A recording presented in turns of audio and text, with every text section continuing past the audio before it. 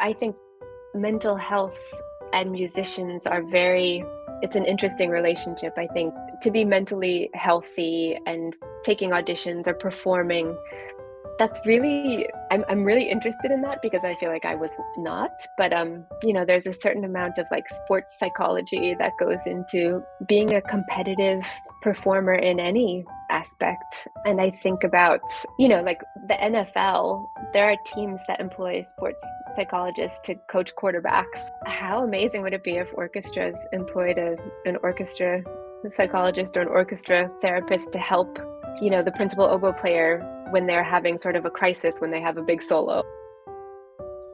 Hello and welcome back to Recovering Musicians. Today I'm speaking to Caitlin Wick. In our conversation, recorded at the end of March 2023, we touched on the importance of finding the right professor in music college, living and performing in South Africa and Denmark, the pressures of being on the music audition circuit, and finally the question of leaving music. We wondered why our personal identities are so intertwined with being classical musicians, and what are the special skills that we carry with us to the world outside classical music. Hi Caitlin, welcome to the Recovering Musicians. I'm really looking forward to speaking to you because I'm very interested to hear your perspective and experience. And when I was thinking about introducing you, I was wondering, do I say you're a musician, you're a teacher, like a concert operations manager, a counselor, what would you call yourself? Well, thank you. Thank you for wanting to interview me.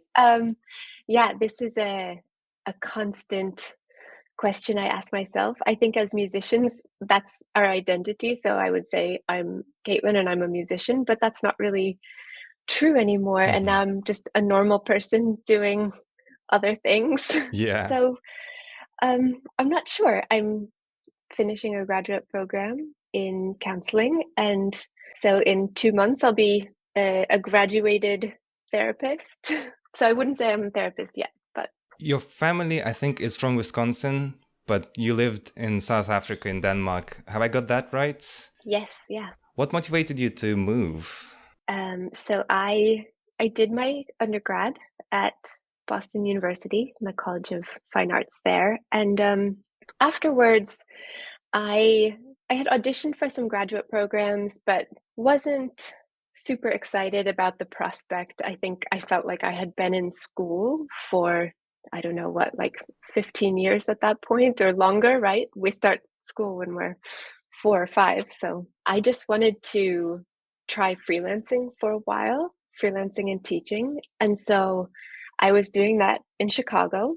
And my ex-boyfriend at the time was a bass player, and he, from the bass audition circuit, knew another bass player who had just taken a job at this orchestra in South Africa, and they had another position open, and they also needed violists. And so we contacted the orchestra personnel manager at the KwaZulu-Natal Philharmonic, and they offered to fly us there and put us up for 3 months as a trial period. And then during that trial period, we would have a live audition. So we sent tapes and they accepted them. And then I don't know, within a month of that process, we were on a plane to South Africa.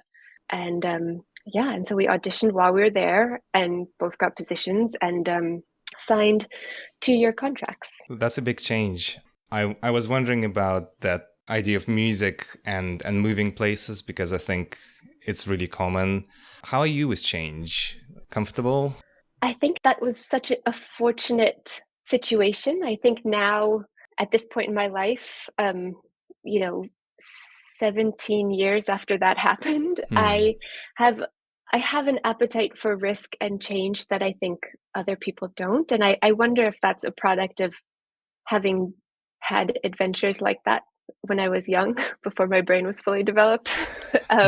Yeah. The ability to move somewhere for undergrad and then move somewhere else and then move to another continent that, you've never even been to. I think when you're 23, your willingness to sort of pick up and do things like that is different. And I feel so grateful because now I think I'm more flexible and adaptive.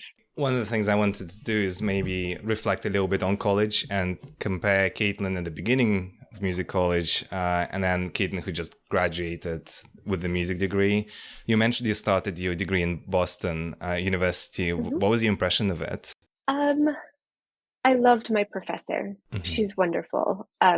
We occasionally still send each other birthday messages and everything, but she was amazing. And one reason I chose Boston University is because I I got a little freaked out when I went to when I was auditioning at conservatories like Oberlin, um, because it felt so siloed. Like it felt like if you were in the conservatory, you were very separate from the liberal arts college. And I think there was a part of me that wanted to be able to have friends that weren't musicians and have sort of a different perspective. Um, and it was exciting. I really liked Boston. It was a huge change and culture shock from where I grew up. In what way? I mean, just the city itself, Hmm. like living in a city and having access to all the resources that a city has, being able to just go to a museum whenever, go to Boston Symphony concerts for like $5 or $10. And then, of course, just all the things that everybody feels when they go away to college. Like it's the first time you're living, it might be the first time you're living independently and making all new friends. And you mentioned you teach. So do teachers make a difference in students' lives, would you say? Yeah, 100%. I think, yeah, because later in my grad school experience, I had a professor that I didn't have that connection with, and it was really challenging. I felt in undergrad, I felt so supported. I felt confident, Yeah. and then it was sort of only later as time went on that my confidence as a musician started to change. And Yeah. I think some of that is about the teacher for sure. What were the career professional options for a viola player that you were given in college? So I don't I think it's different now. Graduates from music schools now have had classes in entrepreneurship and Hmm. sort of learning how to market themselves. But when I was in school, it was I think a pretty typical either you will teach or you will, if you want a tenured performance job, you will be in an orchestra. So you'll either start taking auditions or you'll teach. And if you're teaching private studio of students, then you can do that immediately. Or if you plan to teach at a college level Hmm. or higher, then you should go on and go to grad school or something like that. And did your musical aspirations fit that image? Did you want to do that? Yeah, I think in the beginning, the things I loved were chamber music, and I loved being around other violists. Okay. Like my studio was really fun, and violists are they manage the competition they feel amongst themselves. I think in a healthier way. There's not really a lot of backbiting, or there's more supportive feeling. Yeah, so I think I thought that I would maybe freelance. I thought I would teach. I thought I would find a chamber group. I was honestly a little bit, I didn't feel like I really knew where I fit musically when I graduated from undergrad. Yeah, meaning like the style of playing you wanted to do orchestra versus chamber versus solo. Yeah, and I don't think I had a good idea of, I wasn't thinking in terms of logistics, like how much money do I want to make? What does a salary look like for these kinds of people? This is how much a car costs, and you have to have a car to be able to drive to gigs, or this is how much a house costs. I wasn't thinking ahead, and I didn't really know to ask those questions, I think. Yeah, yeah. Has any of that changed by the time you graduated Boston? Did you leave with like the same feeling you kind of came into, or maybe even better? I think that's actually when the uncertainty felt the most prominent. I think when I was in school, it was easy to get sort of just lost in the being in school. You're so busy, you're preparing for juries or recitals, you're um, playing in various ensembles and just sort of living student life where you're just down in a basement practice room for hours a day. And I wasn't I wasn't necessarily worried about what would happen when I graduated. It was only once it was the summer before my senior year, my fourth year, that I started feeling a little panicky and like I needed to start making choices. And then, as you said, you moved to South Africa after you graduated. So it's KwaZulu Natal, right? Philharmonic Orchestra. KwaZulu-Natal. Tell me about that. What was it like? You mentioned a little bit of a process getting in. It was an adventure. It was my other than playing some sort of regional orchestra gigs, it was my first really professional experience, and it was sort of like it was like being in the best orchestral training program I could have been in, I think. It wasn't like New World where you're getting coaching and everything like that. It was just you really learn about the workings of an orchestra, right? Like Mhm. you see colleagues who have been sort of in a dispute for 20 years, you see like all kinds of things. And I think that that was really eye-opening for me, and of course living in a country that felt very far from where I grew up in every way, culturally and geographically, even in terms of climate. Right. It was all so new, and I sometimes look back and I marvel at how much I rolled with the punches, how easy it was for me to just sort of handle strange things that happened. But I do look really fondly on that experience as being really pivotal for my training, for my desire to play in orchestras, for knowledge that I had about playing in an orchestra. Did it give you maybe some of that confidence that we are looking for? It did. I think that an interesting thing about being there was that the orchestra I was in was, maybe with the exception of one other orchestra, it was probably the best orchestra on the continent. I Mm. mean, I couldn't say for sure. Obviously, I've never been to um, Egypt, for example, but especially in South Africa, there are three major orchestras, and mine was one of the best. And especially in the southern part of the continent, there weren't really any other professional symphony orchestras. So I think in some ways it inflated my ego a little too much. Like I probably thought I was better than I was. Sometimes it's good to have that.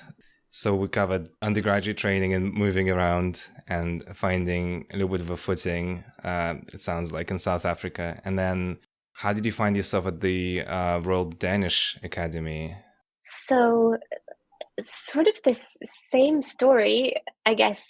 I was still in this relationship with the person that I had moved to South Africa with, and we knew that we wanted to leave. We didn't want to sign another 2-year contract. And so we both started looking for auditions and preparing. And there were more bass auditions at the time. And so we sort of put all of our chips in one basket, so to speak, and decided that like we would bet on him because there were more bass auditions. There were going to be fewer bass players at the Yeah. auditions. So like a higher likelihood of winning a job. So he ended up taking a couple of different auditions and then won a job in the Royal Danish Opera. And so a couple of months later, we moved to Denmark. And so there I sort of had to carve out my own life again, my own career, starting over without knowing anybody in a new country. And yeah. Yeah, completely different circumstance. Were you taking a master's degree or? So I didn't apply to the academy until I had already lived there for, I think, maybe even a year and a half. Mhm. So when I first got to Denmark, I was freelancing a bit and had gotten some gigs, and I was learning the language. I was going to language school. And then after about a year and a half, I felt like especially in a country like that where it's small, the music world is very small, people know one another, it's very connected. I felt like not only did I need to improve as a player and I still had a lot to learn, but I also felt like I need to meet people. I need to break into this world somehow. And that felt like a good way. I knew I could make friends. I knew I could have a good teacher. I knew I could play in chamber groups. I knew it would just be it would create more opportunities. Right. Usually, the most connected place of all really would be an academy like this. Is that where you had that other teacher that maybe didn't connect as much with? Mm-hmm. Yeah. So if I was a student or if I was looking to apply for a program, how do I pick a teacher? Ooh. I think that I was, and I think that this is something that probably plagues a lot of young musicians, is we get sort of blinded by fame, even though Mm-hmm. people that are famous in the classical music world are famous to like less than 1% of the the world. But I think we get blinded by sort of elitism and fame, or a career that looks really shiny and glittery. And we want to sort of align ourselves with that or get behind that, or we assume that because somebody was an incredible performer, they're going to be a great teacher. And I think that now my philosophy would be take a lesson. Like, good teachers are very special, and they're few and far between, and career does not, performance career does not equal a good pedagogue. And to find somebody who really will nurture young musicians and support their careers and advocate for them, that's infinitely more important than somebody who was the principal player of whatever famous orchestra, or, you know? Yeah. No, I hear that. Taking a step back, like talking about moving and establishing connections, when you were moving to a new place, did you feel prepared for this outside world as a musician, like having a music degree? Did the music training you received equip you to deal with what you needed to deal with? No. Okay. um, and I think it's a combination of musical training. I think it's also a combination of internal and external factors. I think that I had, like everyone, we all probably have a mixed bag of experiences in music school. We have some teachers who are wonderful and who see us at our best and believe that we can do whatever. And then we have some teachers who their preferred method of teaching is sort of tearing down Yes. and um, and almost insulting. And I think that I was overly sensitive, and I had some bad experiences, and I had just built up a lot of insecurities and confidence issues, I think. And that was hard for me to shake. And so going out into the world, then the people that I saw that were the most successful were those who had growth mindset and were curious and Mm-hmm. were not afraid to call anybody and be like, hey, could I play this for you? And would you like, could I do a mock audition for you? And would you listen to me and give me your thoughts? And then continue to like work on that relationship. Whereas I would call somebody and go play for them. And if it didn't go well, I'd be like, well, there goes that relationship. Like, I didn't impress them the first time. I can't do it again. Um, so I really shot myself in the foot, I think, sometimes. Tell me then about, is it called Odense or Oden Symphony Orchestra? Odense. Did you play with them? Yeah, so I had a long-term contract with them for 3 years. It's a little town. Well, I shouldn't say little. It's like the fourth largest city in Denmark, maybe. And it is the town where Hans Christian Andersen was born. And also, what am I thinking of? Why am I blanking? The one Danish composer. Why am I blanking? Not Nielsen. Yes, Nielsen. Carl Nielsen was from right around there as well. Yeah, so the Odense Symphony was like his home symphony. And so of course we had to do the Nielsen Festival and the Nielsen competition Uh-huh. every year, which was interesting. I mean, like, you hear a lot of incredible young players. Some flute players. Sorry. Playing the Nielsen Uh-huh. concerto. Some flute, some clarinet, a whole lot of Yeah. violin. Um, yeah, you play the same concerto like a million times. But yeah, so I was there for 3 years, and that was great. While I was there, we had an incredible music director who actually recently died of COVID. Not recently, I guess it was in 2021, Vidernikov. Oh yeah, of course. Yeah, he was great. they were so lucky to have him. It was sort of like as his star was rising, as he was starting to work more with like the BBC and the London Symphony and everything. Um, so they had caught him at the right time, Yep. and we're lucky to have him as long as they did. He was a great advocate for the orchestra, insisted that the orchestra needed more visibility, and so wanted the orchestra committee to budget for these tours, and I was just lucky enough to be able to go along. And that was also a great experience. I had some of my closest friends in Denmark Hmm. still play in that orchestra. And yeah, it was a really wonderful musical experience in a lot of ways. It sounds though that maybe you overcame some of that feeling of criticism because you would have had to audition to get in there, and then you got there. So you were playing with a professional orchestra. Did it feel that way, or did you always feel like catching up? No, it's like it was such a crapshoot for me. Like it was so day to day, and it was never about how much I prepared for auditions or practiced. I would really I would really do my best to be as healthy as possible before auditions, to seek out coaching and teachers, and to play for people, and um, to sort of visualize and do all of the right things. And when it came down to it, it was always just I was never consistent enough. Like I might have one audition that was really good, but then the next one would be terrible. It's never like I was never like building on them. And so, and then I think because of any old insecurities I had, if an audition didn't go well, or if I just sort of bombed something, that would set me back big time. I know I'm simplifying, but having a job in the orchestra and being able to freelance sounds like a musician's dream, and like what a lot of us, I think about is, oh, that's the end goal. And yet obviously, like over the years you have moved away from full-time performance, and you know, about to complete your degree now. So I wanted to talk a little bit about that transition.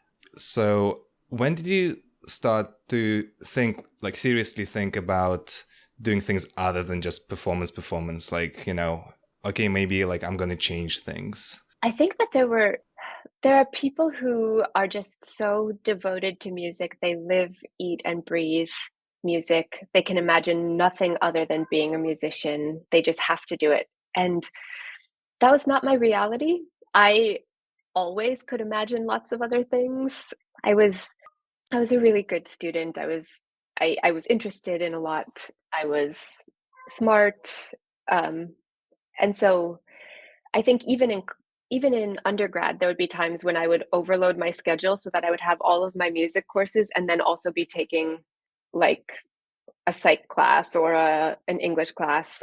So of course I really didn't do myself favors there. But so I always had other interests. And then as as the years went by, you know, like when you're up, but when you're down, you're sort of like looking for an out. So it'd be like an audition wouldn't go well, um, or I would get passed over for a gig for somebody that I thought I was better than, or you know, whatever. And I would sort of catastrophize and immediately start thinking like, maybe this isn't the right thing for me. What else can I do? I was also watching people around me, people who won orchestra jobs when they were 22, 23, and they were in their early 40s, so still really young, had many working years ahead of them, and were like, I've been doing this for 20 years. It's a grind.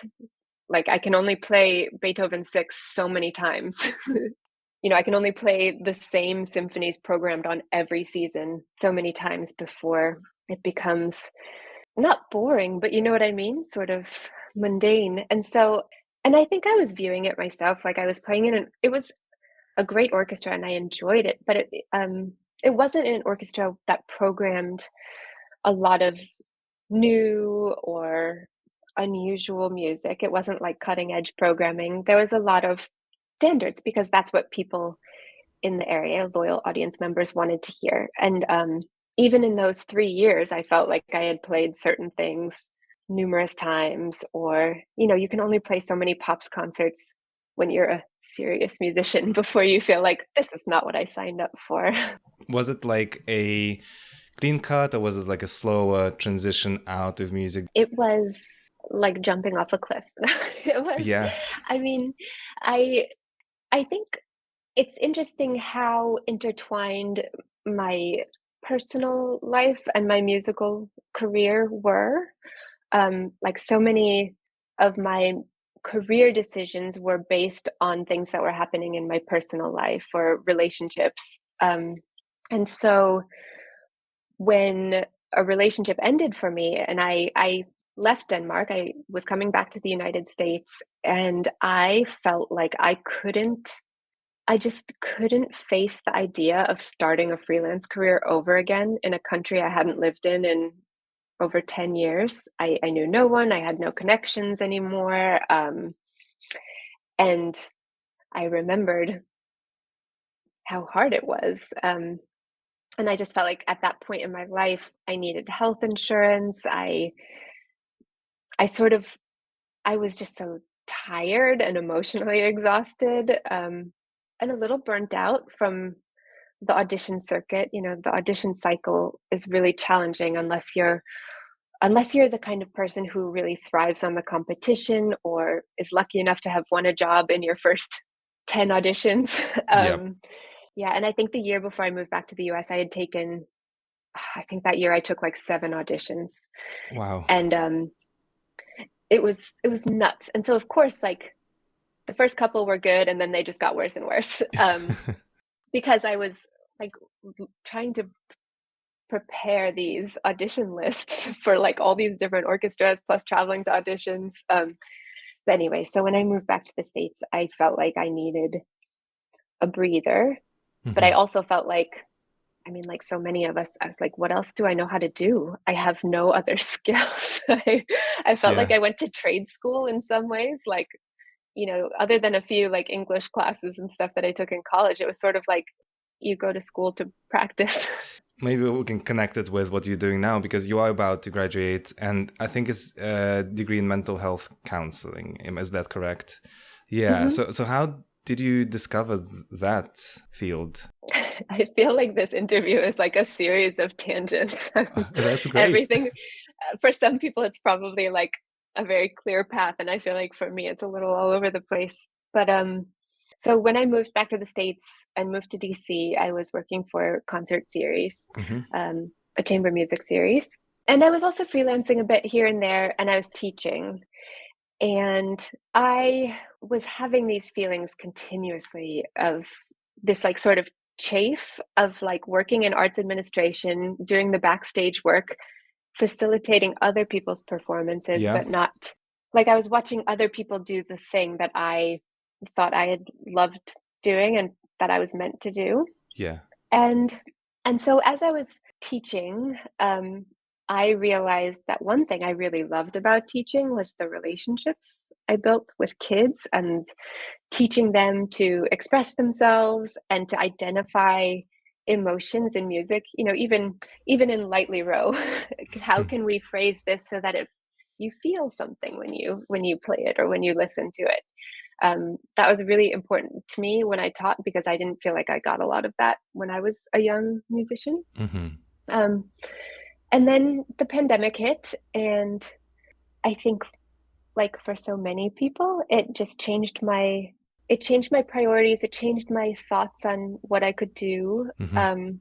And I had never thought that arts administration was a long-term Yeah. solution. I didn't think it was going to be my career for the rest of my life, but I just didn't know what I wanted to do. I was so scared to go back to school and take out loans Yeah. um, at this point in my life. But during the pandemic, it just sort of felt like there was a global priority shift, and that I think gave me the motivation and maybe even inspiration to really probe into what I might actually want. And I also, this is a little woo woo, but then I had a dream one night that I was a therapist, and I was like, well, that's it. This is what I'm meant to do. Yeah, maybe it was at the back of your mind all along in some ways.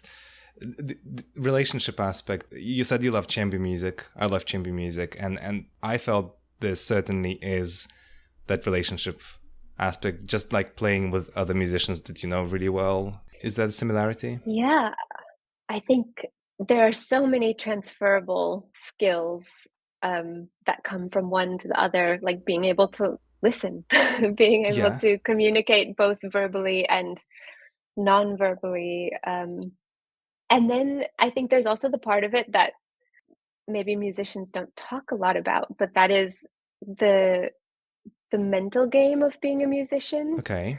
You know, I think mental health and musicians are very it's an interesting relationship. I think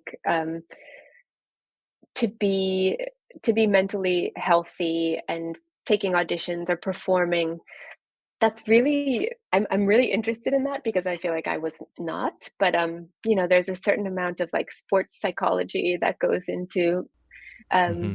being a competitive performer in any aspect. And I think about you know, like the NFL, there are teams that employ sports psychologists to Yeah. coach quarterbacks. Or how amazing would it be if orchestras employed an orchestra psychologist or an orchestra therapist to help, you know, the principal oboe player when they're having sort of a crisis when they have a big solo or Well, I remember one thing you talked about, and then you mentioned it earlier in this conversation, the idea of music and identity, and how for many musicians the two are pretty much interlinked. Could you explain what you mean by this a little bit more? yeah, I think I don't know. I think a lot about it. I don't know if it's a product of the fact that we started, many of us, doing music at a very young age. 4 or 5? Um, yeah, yeah. And it was sort of, for many people, it was like the label they got, right? Like your Hmm. brother's the athletic one and you're the musical one or the artistic one. And I think when you do something at a high level and you're devoting so much time and energy to it for so long, it does start to feel like, well, this is who I am. This is what I put my time and energy and passion into. Hmm. And I think that the unhealthy part of it, the sort of toxic part of that, comes when you start to conflate your success at the thing that you're doing with who you are as a person. So I think for me, at my worst, there would be times when I felt like something went really badly in a rehearsal or in a concert or at an audition, then I would think like, well, I'm bad. Right. You're not separating that from it's just a bad day. Mhm. The identity question is really interesting. Like why is it so common for musicians to identify themselves as musicians, but you know, accountants Mm. aren't aren't at parties telling people that they're accountants and that they live for their accounting Yeah. work. It's interesting because musicians go through a selective process, and there's something that's built into it, you know, like even getting to the music college can be challenging and requires a lot of work, and it's only the beginning of things, but it feels like you're special. And then there's something happens and you go out in the world, and that sense of being special, is it gone or it's not there? Yeah. Did it feel like changing your identity to you when you were leaving music and transitioning? Yeah, felt like I was having a major identity crisis. Like there would be times I was Hmm. sitting at my desk, and this is another funny thing about music as identity. Like what other career other than, you know, other performing arts do you get applauded at the end of your workday? Like you know, like nobody's at a library clapping for the Yeah. librarian or anything. And like in what other fields do you call your boss master? Like we call conductors maestro. That seems so strange to me. So we encourage this culture of being special Hmm. and um yeah, and so when I didn't have when I wasn't actively performing in that culture, I felt I felt a little lost. I wasn't sure, like, if I'm not a musician, who am I? And if I'm not Hmm. playing, what is the point of of working or Yeah. I mean, we also, I guess, conflate like the talent with the person. So if you can play really well this passage, it gives you worth. And when you take it away, it feels very empty. I want to also talk about what success looks like in music and ways it can be different from what we were taught. So, the standard path of you play in the orchestra, you perform, you teach route. So maybe we could just talk a little bit about that. Like, what could we do better in our music colleges, maybe? Well, I think for one thing that path is not going to necessarily exist as it is for forever, right? Like a major Mm, symphony orchestra or an opera company, they are incredibly expensive to operate. yeah. Um, and audience numbers are just changing. It's no longer a cultural focal point, Mm-hmm. the way that maybe going to a symphony concert was 40 years ago, 50 years ago, 60 years ago. So I think in some ways music schools are changing with the way that they talk about what job opportunities students might have, and maybe that also changes the portrayal of success. I think that there are probably I'm sure that there are healthy models of success out there, right? Where students are seeing, well, if you are even making any money doing this, or if you can make a living doing this thing that you love, or that makes you feel authentic to yourself, that's success. Yeah. What are some of the skills that you wish you had? Now looking back at it, you have perspective.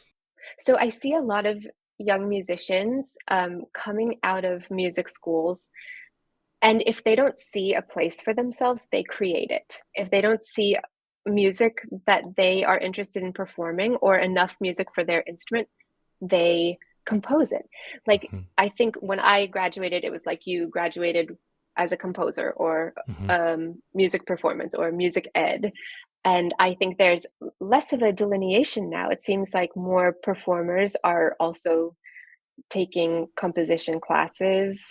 It Mm-hmm. seems like people are willing to sort of put themselves out there in a different way. And maybe that's also the development of like social media, and it's easy to create a website now Yeah. for yourself, so students can easily make a website for themselves where they have content and a way to market themselves. So I think that that's something I wish I would have had just I would have been encouraged to be more free, more liberated, more creative, not be so boxed in. Yeah. Well, and I remember you mentioned earlier where, and I felt the same way. You come out from performing and you feel I have no skills. Did you Mm-hmm. have to then talk yourself out of this? And, did you find maybe some skills that you did have that you didn't realize you had? Yes to both. I think I needed a lot of encouragement. I needed people around me, friends and family, to remind me that sometimes, skills can be learned, Mm-hmm. and but being a musician requires so much intelligence and ability to multitask Mm-hmm. and flexibility and adaptability and resilience. Like, we have so many skills as musicians, just figuring out what they are and trusting that they'll translate to something else. But at the same time, my first day at work, I was told to change my email signature and sort of set myself up, my email, my office email and everything. And Yeah. I had no idea what that meant. I thought that meant like I signed a piece of paper and then like somehow scanned it or something into the computer and then Yep. copy pasted it onto my email. I just, things like that. Like, I had never made a spreadsheet before. Yeah. I mean, I presume you're really smart and you just learned that very quickly. And I think that any musician could. I think the way our brains have been trained to work, um, the dexterity and I think anybody could, but it felt daunting at first. Yeah, I hear that. I was very lucky with the people around me being willing to basically hold my hand. And I think for a few months, there was like a lot of hand holding to the Mhm. point where I realized this is so much work to like onboard me. It's like another job on top of it. But picked it up, and yeah, I've been happy with that since. Yeah. Yeah. I'm just like thinking of people who thinking about pursuing a music degree, going there, and sort of any advice to them in terms of planning for the future, for that moment of leaving college and leaving that world which tries to recreate the world that we all want to live in, right? Like that's the beauty of college is you live that life a little bit, and then you come out and you see, it's 2023. Okay.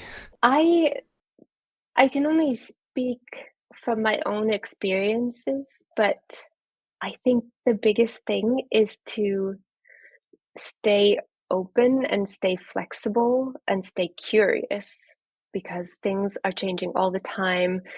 One person might tell you that you played the second Bach suite too romantically, but somebody else might love it. Like, be open to all opinions, all thoughts, seek out mentors all over the place, like listen to lots of different things, look for inspiration in different places, but be flexible, be open. That's really good. Well, I really enjoyed our chat. I hope you did Me too. too. Yes, definitely. Thank you for listening. Caitlin is somebody I wanted to speak to since the very beginning of this podcast project, and I'm glad we got to discuss these questions. I think they will be helpful both for people who are still doing music and those who might be thinking about leaving it or transitioning to another profession. As always, if you want to support the podcast, please share it with one other person. I look forward to the next episode. Have a wonderful day.